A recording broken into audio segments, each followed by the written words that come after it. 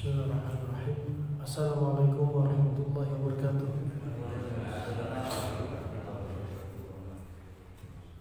Innal hamdalillah nahmaduhu wa nasta'inuhu wa nastaghfiruh wa na'udzu billahi min shururi anfusina wa min sayyiati a'malina. Man yahdihillahu fala mudilla lahu wa man yudlil fala hadiya lahu. Asyhadu an la ilaha illallah wahdahu la syarika lahu wa asyhadu anna Muhammadan 'abduhu wa rasuluh. Amma ba'd, kita lanjutkan dari materi kita serial kajian Tibbun Nabawi dan kedokteran klasik, terutama klasik Arab, dari buku Latai'at Syifa Al-Qarib.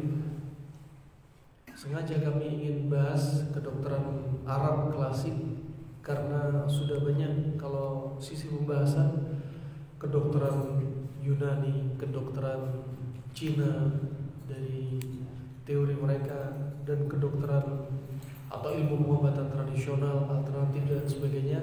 Tapi sengaja kami ingin mendalami, kami ingin membahas dan konsen ke dalam pembahasan kedokteran Arab klasik, karena sesungguhnya masih banyak dari kita kaum muslimin yang belum mengupas buku-buku tentang ilmu pengobatan yang mereka bahas.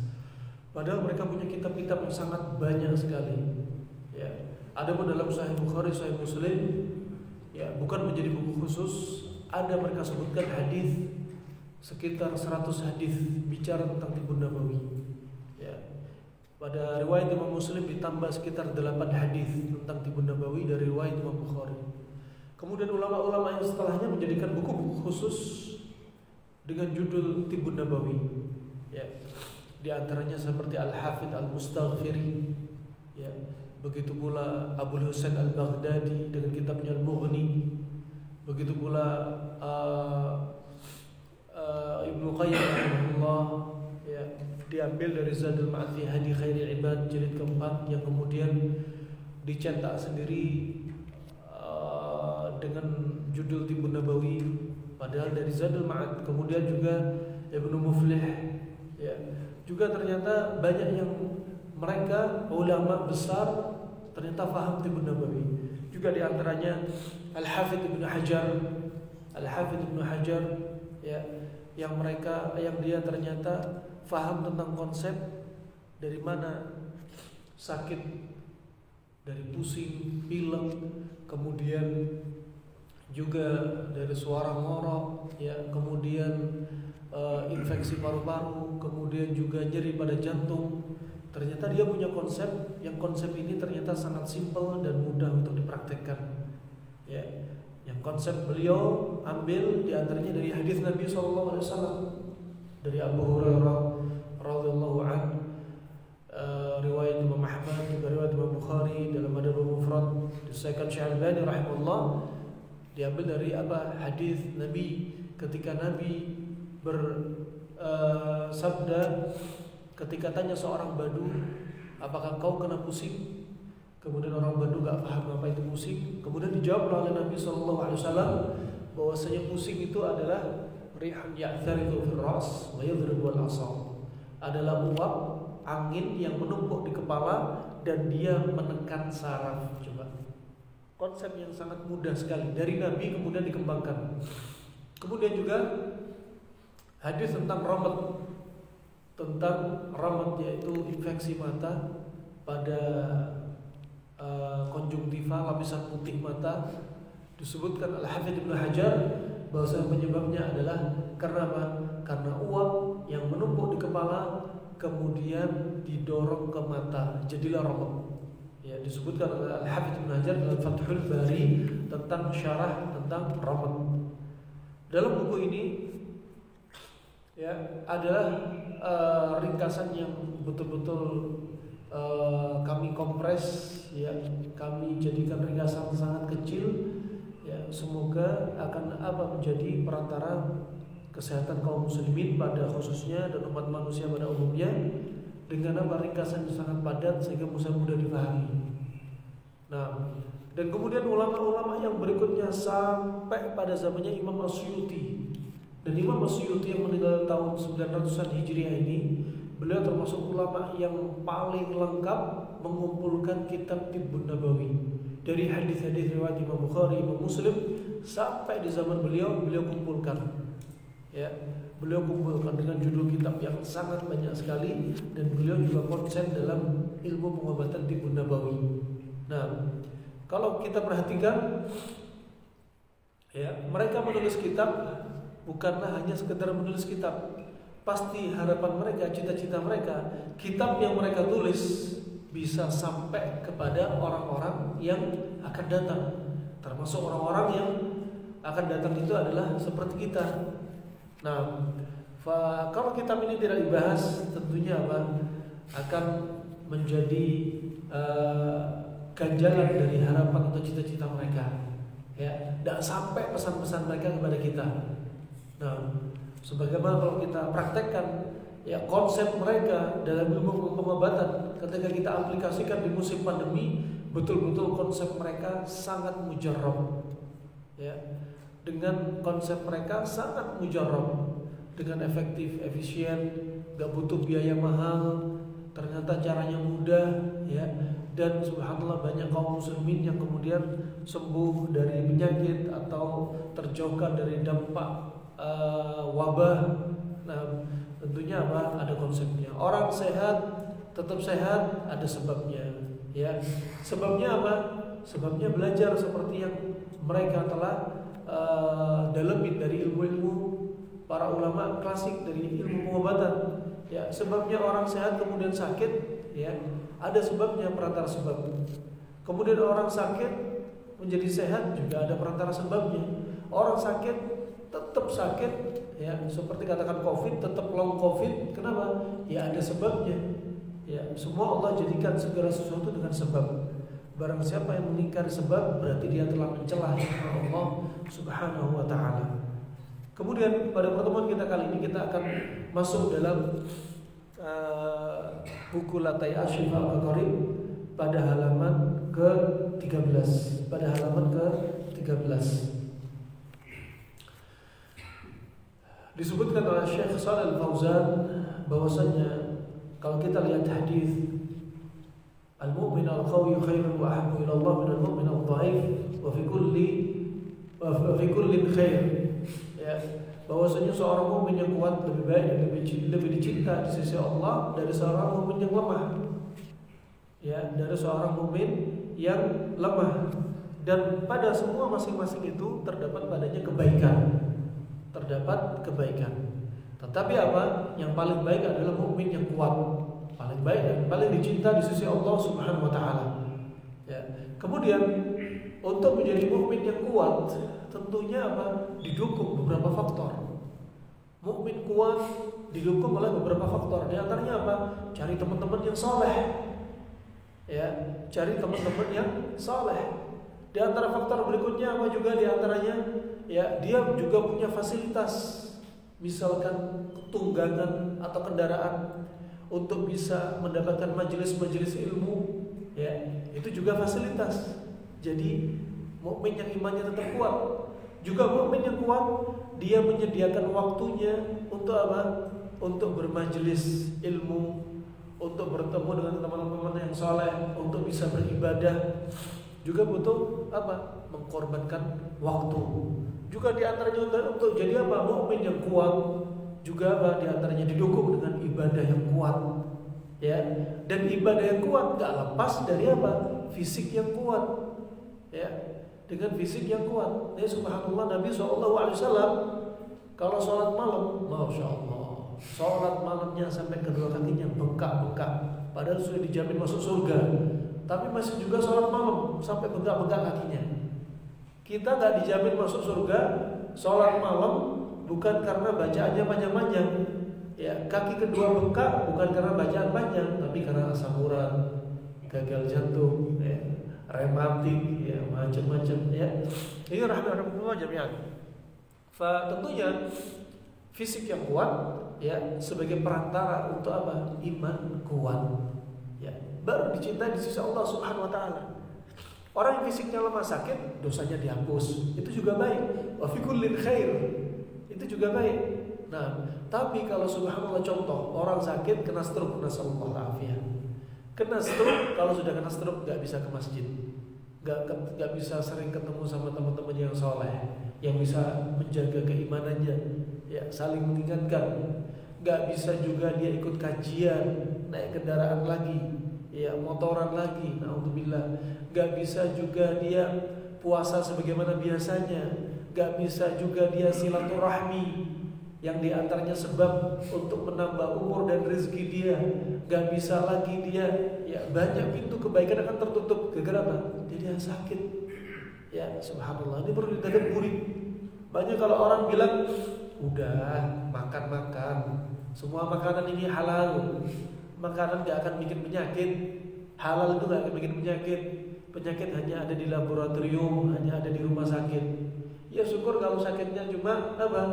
Cuma sakit yang perlu dirawat di rumah sakit diare. Ya.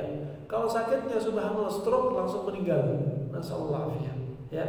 Wah ini rahmatullah jami'an. Kemudian sebagian orang subhanallah ajib. Ya. Kalau sudah sakit yang disalahin takdir Allah Subhanahu wa taala. Padahal Allah itu enggak makan, enggak minum. Allah enggak ngantuk, enggak tidur. Ya, ketika sakit yang disalahin apa? Takdir Allah Subhanahu wa taala. Padahal yang kurang tidur siapa? Manusia ini kalau nggak tidur itu nggak bisa tidur berarti cacat. Kalau Nabi SAW tidur, kata Aisyah, Nabi tidur tapi hatinya nggak tidur. Matanya tertutup tapi hatinya tidaklah tidur. Ya, begitu pula para nabi dan para rasul semuanya dalam riwayat yang lainnya. Adapun Allah Subhanahu wa taala tidak ngantuk, wala mata tertutup juga nggak tidur. Nah, adapun manusia kalau tidur matanya tertutup, hatinya tertutup. Ya, kalau ada manusia nggak bisa tidur, berarti apa? Ini gangguan pola tidur, berarti nggak sehat. Bisa jadi karena darahnya kental, ya nggak bisa tidur.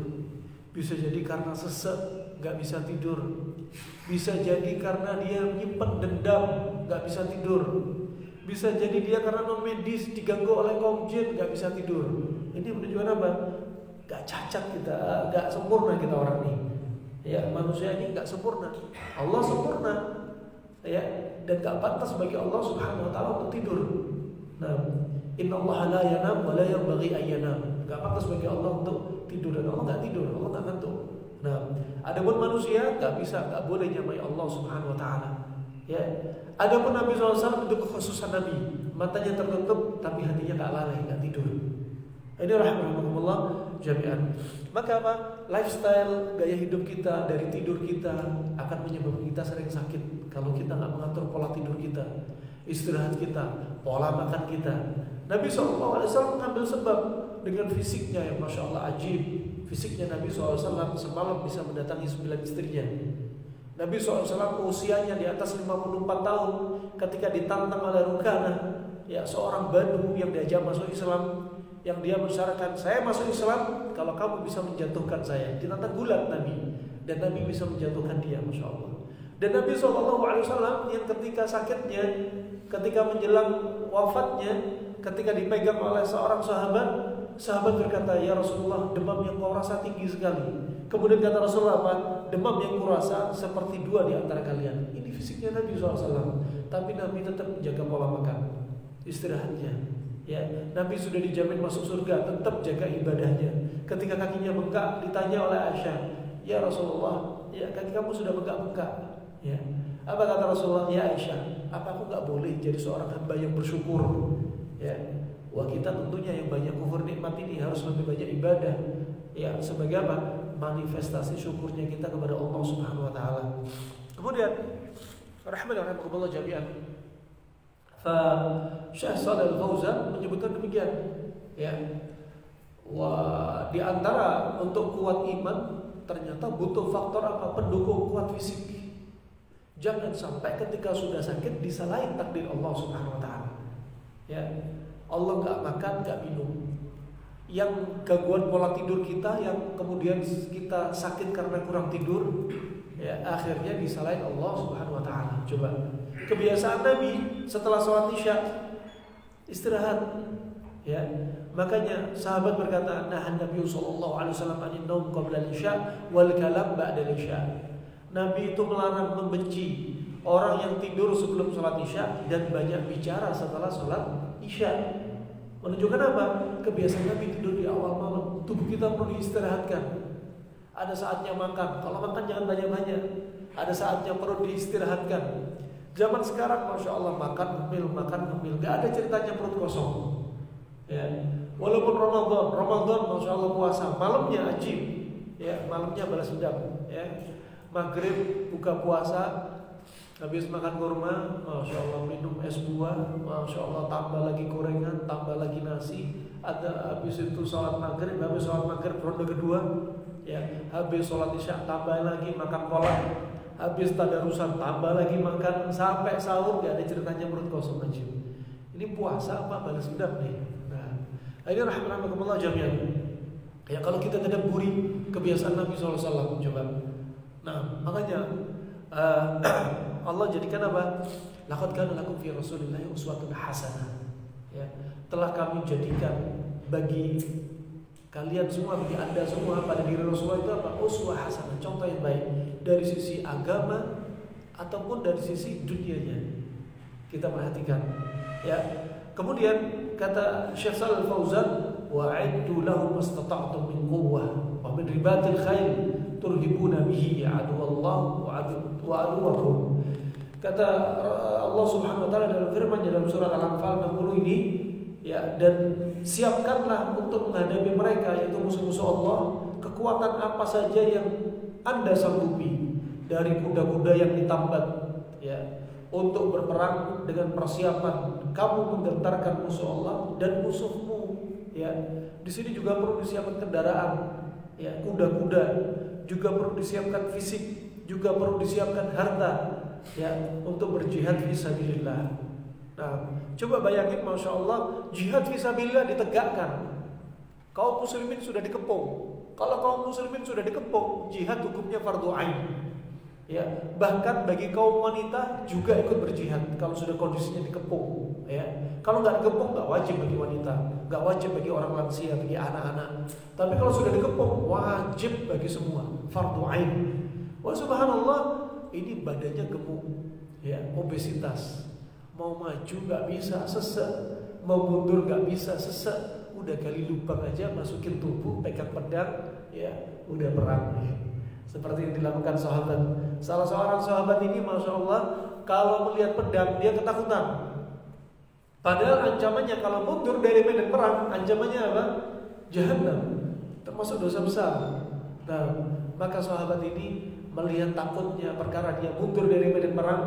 Ya, dia badannya oke, tidak obesitas, tapi rasa takut yang membuat dia apa? Mundur dari medan perang. Akhirnya dia menggali lubang, memasukkan tubuhnya sendiri ke dalam lubang tersebut, kemudian menimbunnya dan dibiarkan tangannya membawa pedang sampai dia meninggal di kubangan yang dia gali sendiri. Rahmatullah jami'an, di sini menunjukkan apa? Fisik sangat dibutuhkan oleh kaum muslimin. Ya, untuk apa? Membantu atau sebagai perantara dari menjaga apa? Iman mereka. Ya. Kemudian kalau kita lihat yang jelas-jelas nampak riwayat yang datang, Nabi SAW sakit 2 kali.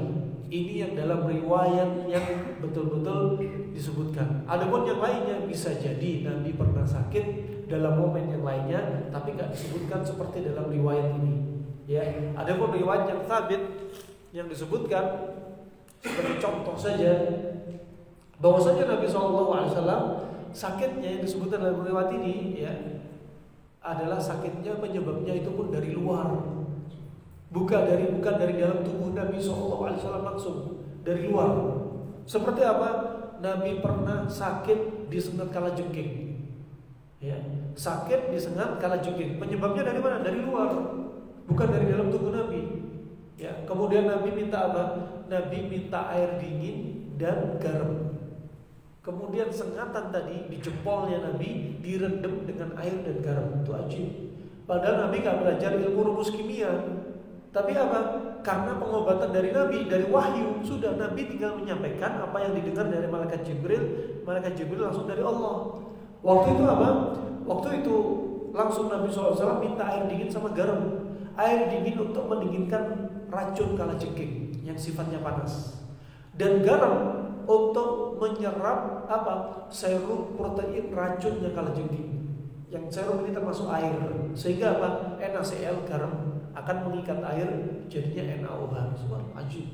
Nah, kemudian Nabi SAW selain mengambil cara ini, ya, rendaman air dingin dan garam ini, kemudian dengan apa? Nabi meruqyah. Meruqyah apa? Dengan Al-Ikhlas dan Mu'awwidhatain. Al-Ikhlas, Al-Falaq, An-Nas. Sampai kapan? Sampai nyerinya berkurang. Maka di sini ada apa? Ada dua pengobatan yang terkumpul di sini. Yaitu apa? Pengobatan tabi'iyah dan ilahiyah. Pengobatan apa? Natural dengan proses alami garam dan air dingin, dan pengobatan apa? Ilahiyah, pengobatan dari wahyu. Dua pengobatan dikumpulkan oleh Nabi SAW. Contoh. Dan kemudian juga Nabi SAW pernah pusing. Nabi pernah pusing dan Nabi minta dibekam di kepalanya. Nah, juga Nabi SAW pernah sakit karena apa? Karena keracunan. Karena keracunan, diracuni oleh siapa? Zainab bintul Harith, seorang wanita Yahudiyah yang dia membalaskan dendam atas kematian suaminya. Ya, kalau nggak salah di perang Khaybar yang dibunuh oleh para sahabat. Kemudian dia membalaskan dendam suaminya. Kemudian Nabi SAW diracuni dengan daging kesukaannya, yaitu apa? Paha kambing. Dan kesukaan Nabi SAW paha kambing bagian depan. Ya, itu kesukaan Nabi. Kenapa? Ternyata disebutkan Ibnu Qayyim karena paha kambing itu apa? Paha kambing itu dagingnya lembut, ya, sehingga tidak membuat pencernaan susah, ya, obstipasi, ya, atau konstipasi, ya, sehingga nggak menyebabkan sulit BAB. Subhanallah. Dibahas oleh para ulama. Apa yang disukai Nabi dibahas. Nah, ini menunjukkan apa? Mereka sangat semangat dengan apa? Apa yang Nabi lakukan, ajarkan, baik urusan agama ataupun urusan dunia. Walaupun Nabi nggak bicara tentang urusan dunia, tapi mereka tetap mengikuti. Ketika Nabi suka dengan lampu kuning dan dendeng, langsung kata Anas bin Malik sama Abdullah bin Umar, semenjak ini setelah aku lihat Nabi menjilati sisa-sisa lampu kuning, kami gak pernah menyisakan lampu kuning. Coba, tanpa disuruh Nabi, tapi mereka senang dengan apa yang Nabi senangi. Kemudian Zainab bintul Harith ini menyediakan racun, dan kemudian sahabat yang makan bersama Nabi namanya Bishr bin Barra meninggal seketika itu. Kenapa? Pembuluh darah aortanya pecah, saking kuatnya racun tadi. Racun tadi bisa berasal dari racun kalajengking atau racun ular, ya, yang diambil bisanya. Dan Nabi SAW Allah jadikan apa? Fisiknya kuat, dan atas izin Allah Subhanahu Wa Taala efek racun itu dihilangkan. Kenapa? Kekhususan Nabi. Ya, sampai kata para sahabat yang lainnya, selama itu kami melihat langit-langit mulut Nabi warnanya biru. Ini ciri-ciri kalau orang keracunan. Langit-langitnya warna biru, lidahnya warna biru. Tanda apa? Tanda banyak sekali stagnasi peredaran darah. Banyak sangat sekali peredaran darah yang tersumbat karena efek racun. Ya. Dan efek racun baru dimunculkan lagi oleh Allah Subhanahu Wa Taala kapan? Ketika 3 tahun setelah itu, dan sampai menyebabkan wafatnya Nabi SAW. Nah ini. Kemudian yang berikutnya juga efek sakit yang dirasakan Nabi SAW juga dari luar. Di antaranya apa? Di antaranya adalah karena apa? Karena Nabi SAW disihir oleh Labid bin Aqsam. Sampai kata Rasulullah, sampai kata Aisyah radhiyallahu anha dalam riwayat Imam Bukhari, Nabi apa? Yatakhayyal. Nabi ngayal, berkhayal telah mendatangi istrinya, 9 istrinya. Padahal para istrinya, 9 istrinya mengaku Nabi tidak pernah mendatangi mereka selama 6 bulan. Ya, dan sihir, efek sihir itu dibagi menjadi 2. Sihir takhayyuli sama sihir hakiki. Kalau sihir hakiki apa? Efek sihir ini betul-betul bikin penyakit fisik.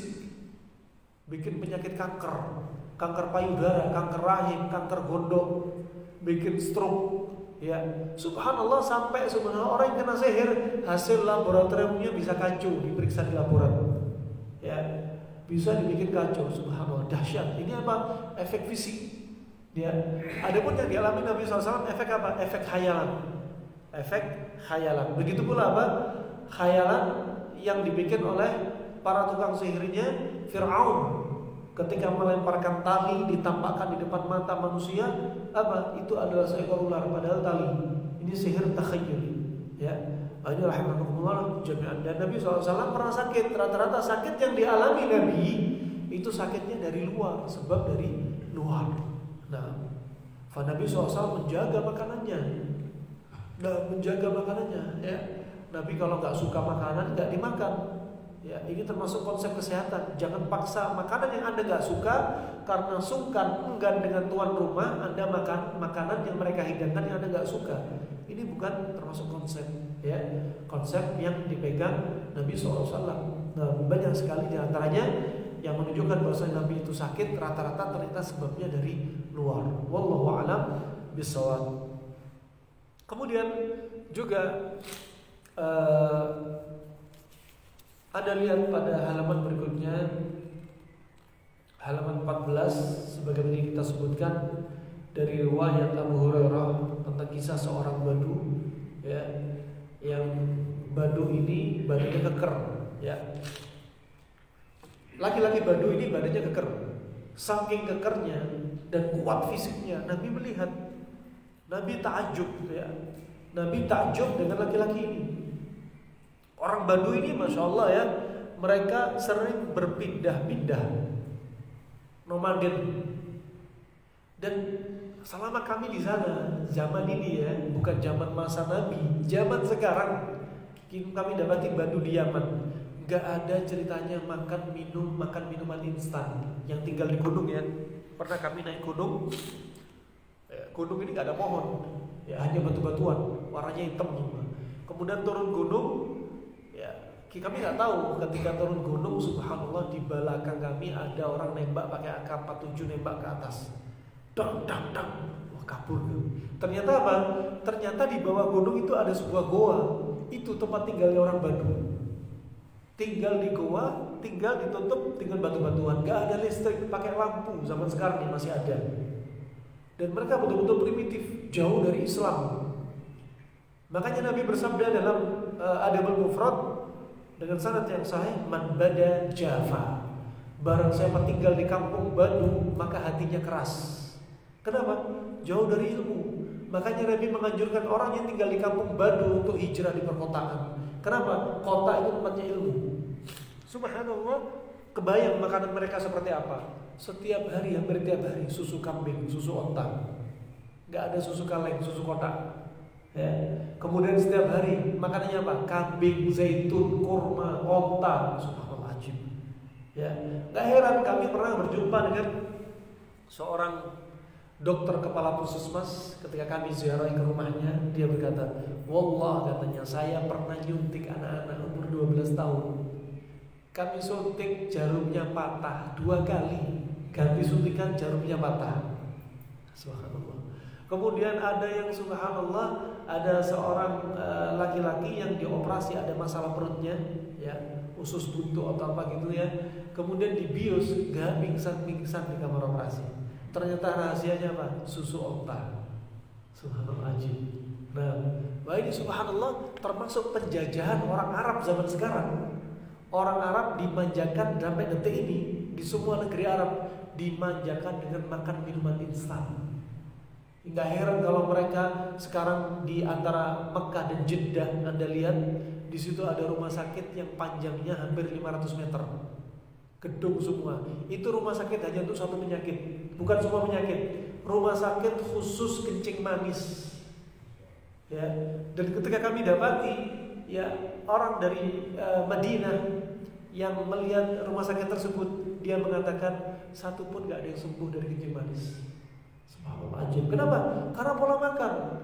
Masya Allah, habis makan ayam goreng Kentucky, minuman bersoda, tanpa sebut merek ya, minuman bersoda. Gitu terus, subhanallah, ajib. Jarang makan sayuran. Nah, ini termasuk apa? Penjajahan dari makanan. Ya, fisik jadi lemah. Wah, orang Badu di masa silam ajibnya seperti demikian. Sampai Nabi melihat fisiknya kuat, Nabi tanya, penasaran. Nabi tanya kepada dia, sampai pertanyaan Nabi apa? Penyakit yang paling ringan. Nabi gak tanya penyakit stroke, Nabi gak tanya kanker Nabi nggak tanya penyakit yang lainnya. Penyakit ini paling ringan, paling umum, paling ringan. Kata Nabi SAW apa? Hal asobaka umumil dam. Umumil dam ini bukan namanya akhwat, bukan namanya ibu-ibu, bukan namanya seorang wanita janda. Umumil dam ini namanya demam. Apakah kamu pernah kena umumil dam? Kata orang Baduy ini apa? Ma umumil dam. Apa itu umumil dam? Kemudian kata Nabi SAW, humma harun bainal jild wal adhalat. Dia adalah panas antara otot dengan kulit. Ya. Kemudian kata orang Baduy ini apa? Ma asobani umumil dam abadan. Aku sama sekali gak pernah umumil dam, gak pernah. Kemudian Nabi lanjut tanya lagi, demam gak pernah, yang paling ringan aja gak pernah. Kemudian Nabi lanjut bertanya, hal tasaddaqta? Kamu pernah kena pusing? Apa kata orang Badu? Mas sudah. Apa itu pusing? Orang Badu namanya orang Badu ya, sudah bahasa Arab sudah turun temurun. Orang Badu gak perlu belajar sorof, ya karena bahasa mereka. Ya, hal tasaddaqta? Orang Badu jawab apa? Mas sudah. Coba tahu sudah fi'il mana, kata benda mana, kata kerja mana sudah paham, masdar mana sudah paham. Ya karena memang bahasa mereka. Kadang seperti Umar bin Khattab, kalau susah memahami salah satu bahasa Arab, bahasa hadis, kadang dia perginya ke kampung Badu. Sampai detik ini Syekh kami cerita, kalau pengen tahu bahasa Arabnya hewan yang kecil yang jalan itu saja harus cari orang Badu. Orang Badu sampai hewan yang kecil tahu namanya. Ya. Subhanallah, kata orang Badu ini ketika ditanya pernah kena pusing, apa kata orang Badu? Mas sudah, apa itu pusing? Baru dijawab oleh Nabi SAW. Ya, rihun ya'tamidu fil ra's wa yadribu al-a'sab. Yaitu angin yang menumpuk di kepala, uap yang menumpuk di kepala dan menekan saraf. Tuh, ini berarti kronologi pusing dijelaskan sama Nabi SAW. Kronologi pusing. Pusing banyak, di sini cuma salah satu pusing. Ya, pusing karena angin. Ada pusing karena yang lainnya. Pusing karena dehidrasi juga bisa. Kurang cairan, pusing. Bisa. Pusing karena kena panas, bisa. Pusing karena apa? Mikir pasangan hidupnya juga bisa. Ya. Pusing karena depresi, stres bisa. Pusing karena gaji lagi turun juga bisa. Nah, pusing apa?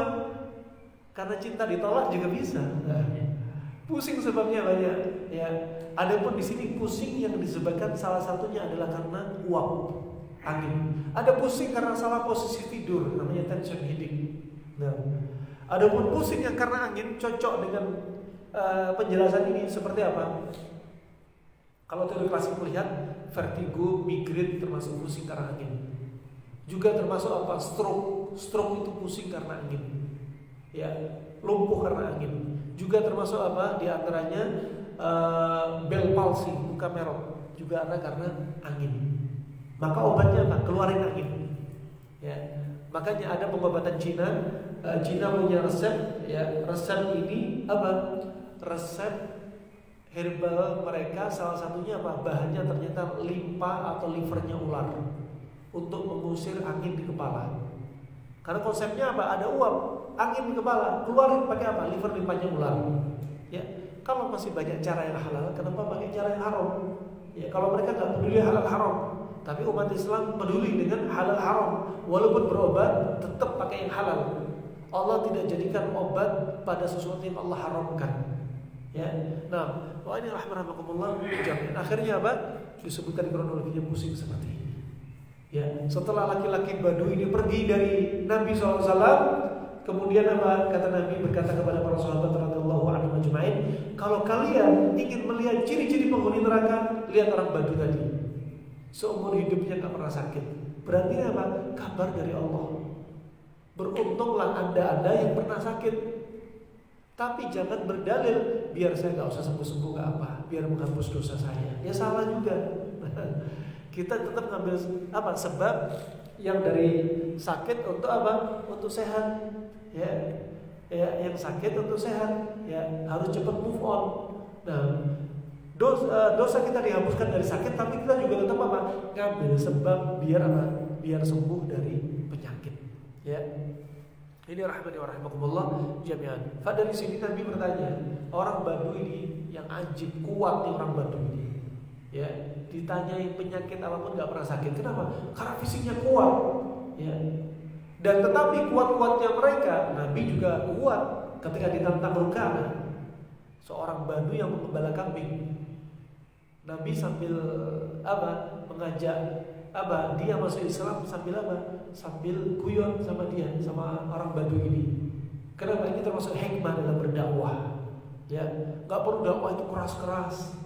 Ya, nggak perlu dakwah kalau nasihatin orang harus sampai keluar berapi-api sampai keluar asapnya. Kalau dakwah nggak usah. Ya, dengan lembut Nabi menyampaikan, diajak masuk Islam malah ditantang bulat sama dia. Diladenin sama Nabi SAW, ternyata dijatuhkan di Rukana. Kata Rasulullah, gimana? Mau nantang lagi? Ya, 2 kali akhirnya jatuh lagi. Ya, tanya lagi sama Rasulullah, mau nantang lagi? Sampai ketiga kali dijatuhkan oleh Rasulullah, sampai akhirnya dia masuk Islam. Nah, ini rahmatullah jami'an. Kemudian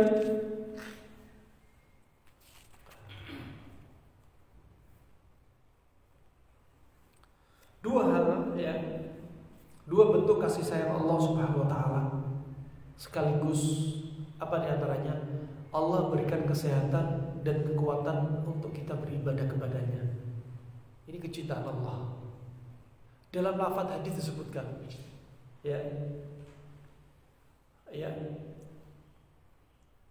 Allah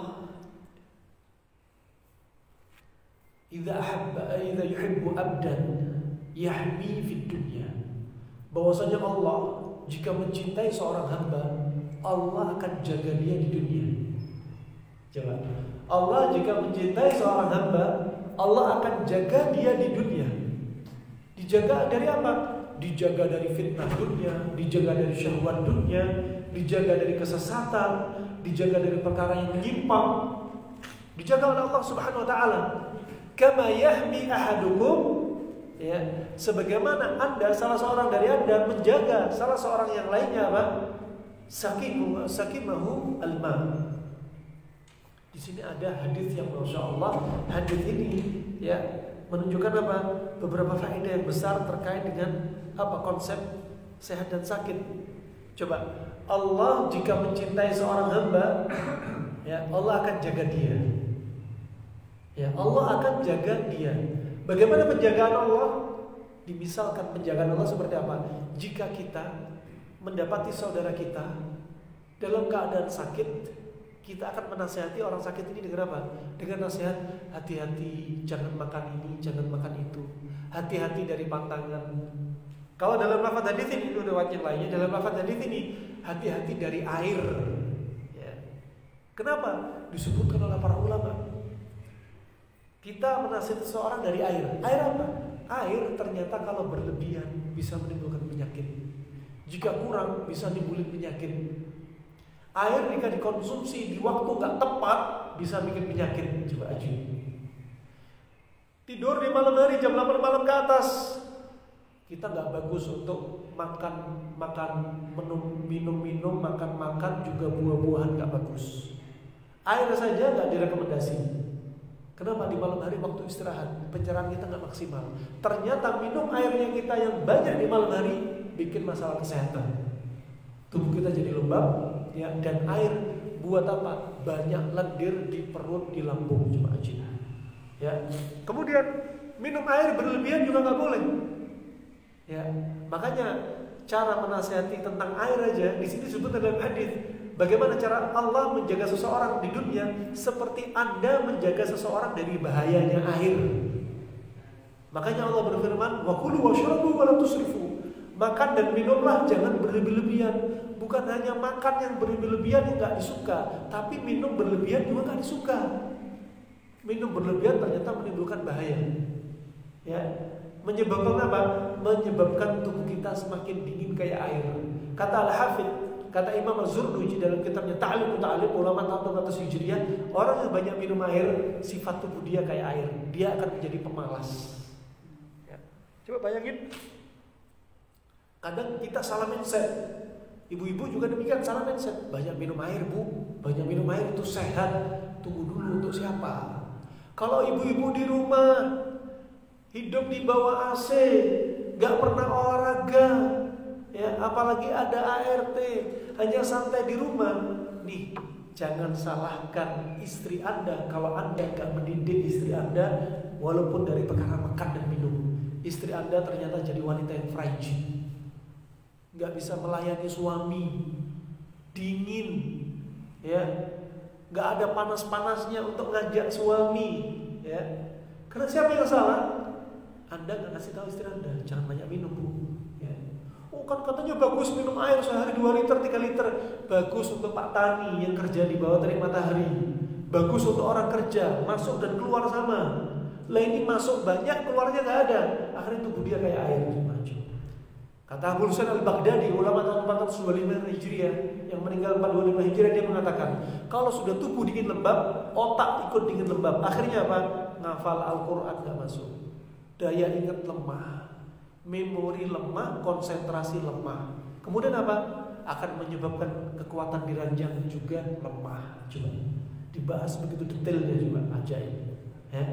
Sebenarnya kita nggak perlu minum obat-obat herbal penguat suami istri, nggak perlu. Pola makan aja diperbaiki, pantangan dijauhin. Wah, ini dalam hadis ini disebutkan dalam riwayat Al-Mustaghfiri dengan sanad yang hasan, ya. Disebutkan di sini, Allah jika mencintai seseorang, ya, Allah akan jaga dia di dunia. Dijaga dari apa? Segala wujud kesesatan, keburukan di dunia. Sebagaimana apa? Sebagaimana Anda menasihati orang lain dari apa? Dari bahayanya air. Dalam riwayat, sebagaimana Anda menasihati orang yang sakit dari bahayanya makan dan minum ini. Subhanallah. Kita hanya bicara apa? Air putih. Kita belum ngomong air minuman instan.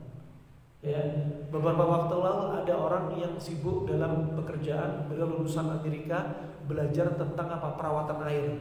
Ya, water treatment. Ya, kemudian diundang di pabrik-pabrik minuman instan, dimasukkan sodium benzoat, dimasukkan aspartam, pemanis buatan, dimasukkan bahan kimia ini dan itu. Kata dia apa? Wallah, saya nggak mau lagi minum minuman instan setelah lihat ini. Ya, ini kita konteksnya apa? Bahayanya air putih biasa ya, belum ngomong instan. Ya, ada beberapa hari lalu ibu datang. Ya, gangguan apa? Cuci darah, ginjalnya rusak.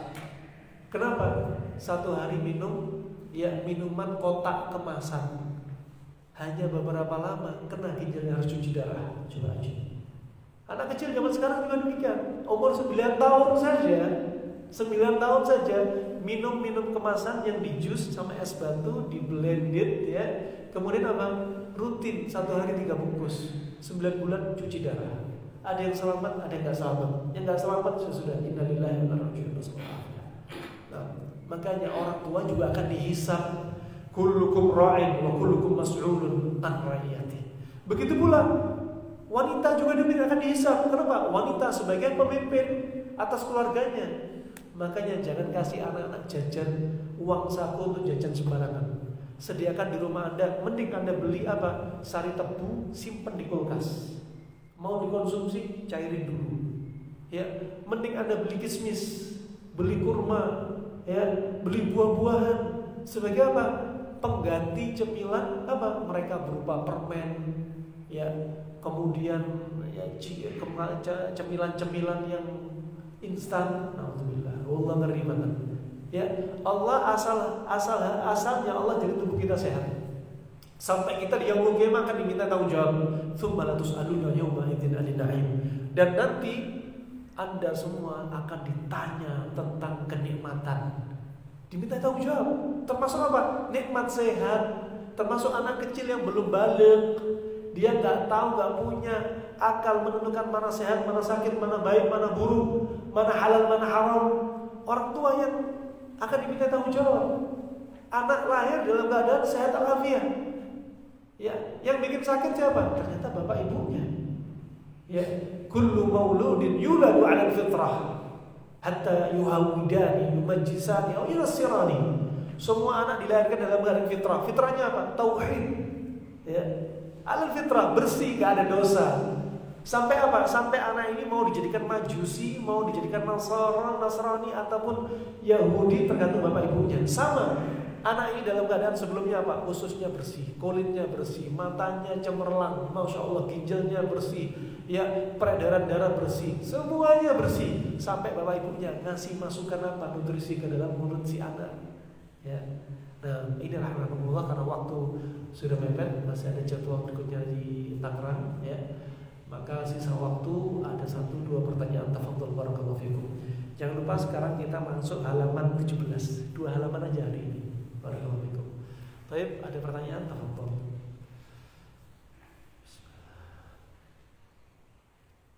Gak ada pertanyaan? Kita pamit. Kalau gak ada pertanyaan, kita tutup majelis kita. Semoga kajian ini bermanfaat untuk kita, untuk Islam dan muslimin. Semoga Allah selalu jaga kesehatan kita, Allah jadikan kita orang istiqomah di atas ketaatannya, dan semoga Allah beri petunjuk kepada para pemimpin kita, ya. Semoga Allah hentikan makar-makar orang yang membuat kerusakan di negeri kita khususnya dan di muka bumi pada umumnya, dan semoga Allah jadikan kita orang yang aman di negeri kita sendiri. Amin ya rabbal alamin. Wa billahi taufiq wal hidayah. Subhanakallahumma bihamdika asyhadu an la ilaha illa anta astaghfiruka wa atubu ilaik. Wassalamualaikum warahmatullahi wabarakatuh.